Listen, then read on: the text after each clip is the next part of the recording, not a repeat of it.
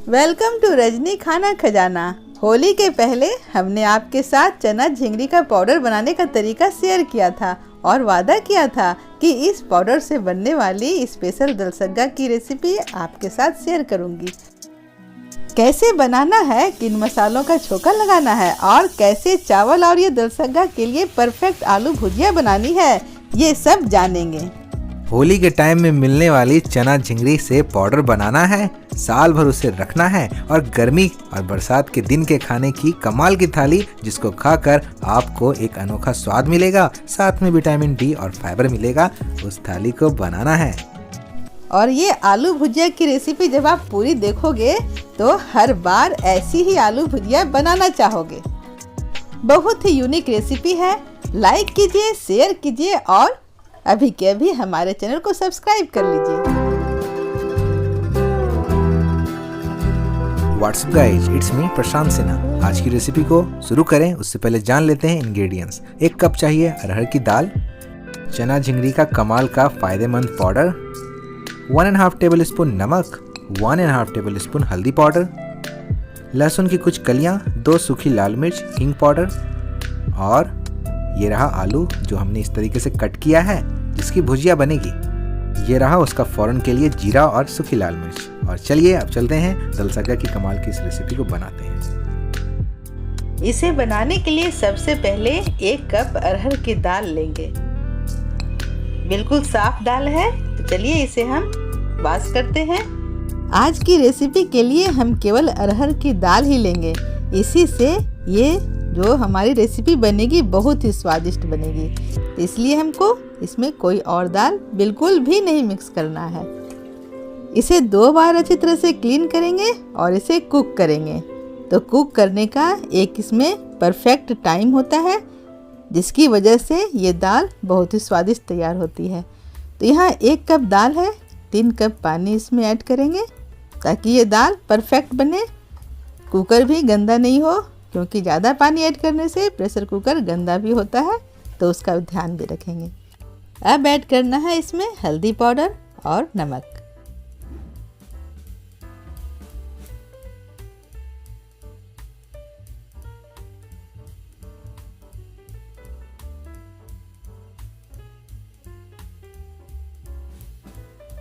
अब इसे गैस चूल्हे पे चढ़ाएंगे और इसमें 3 से 4 व्हिसिल लगाने तक कुक करेंगे, क्योंकि दाल हमें पूरी गली हुई नहीं चाहिए।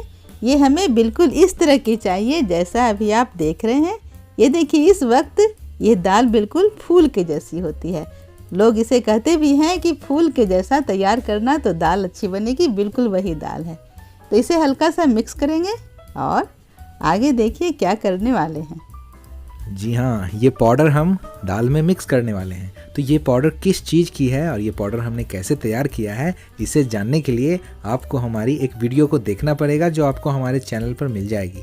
उस वीडियो का टाइटल है चना झिंगली को कभी फेंक नहीं पाओगे, साल भर खाओगे। और इस वीडियो में आपको अच्छी तरीके से मम्मा ने बताया भी है कि इसे कैसे तैयार करना है।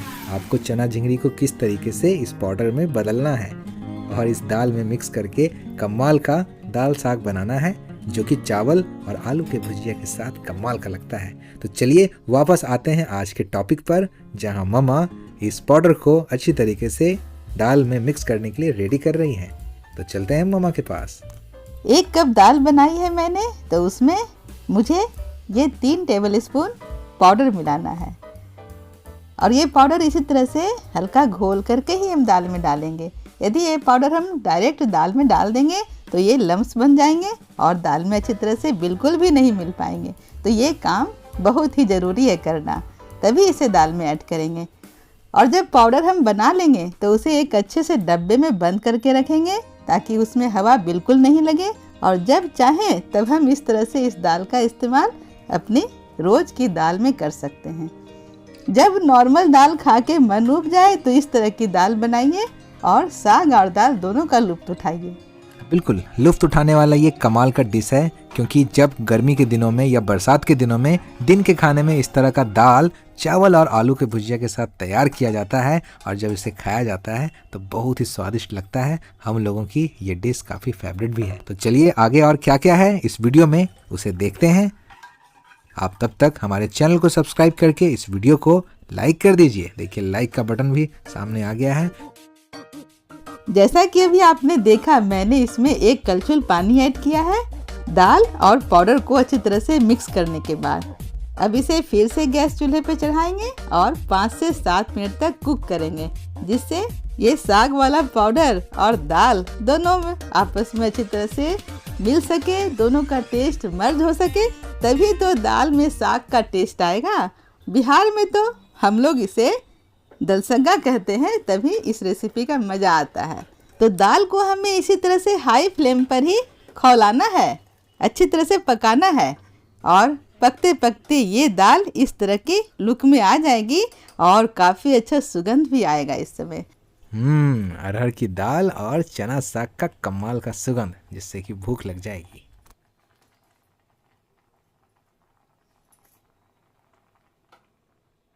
चलिए दाल बन गई है। अब हम लोग चलते हैं और इसकी परफेक्ट मैचिंग को तैयार करते हैं। जी हाँ, आलू की भुजिया, आलू फ्राई, जिसके लिए हम यहाँ सूखी लाल मिर्च और जीरा डालेंगे तेल में। जब ये थोड़ा सा चटक जाएगा, थोड़ा सा गर्म हो जाएगा, तब इसमें डालेंगे इस तरीके से कटे हुए आलू।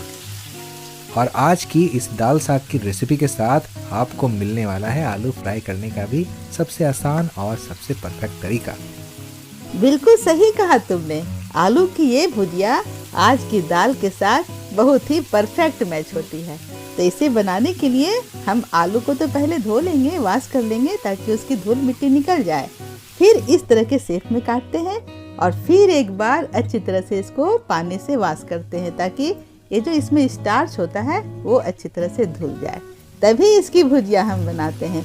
इससे होता ये है कि जब इसका कार्बोहाइड्रेट स्टार्च धुल जाता है तब इसे बनाते हैं तो ये आपस में बिल्कुल चिपकता नहीं है, बिल्कुल क्लियर ये भुजिया दिख भी रहा है, ऐसा ही ये फ्राई होता है।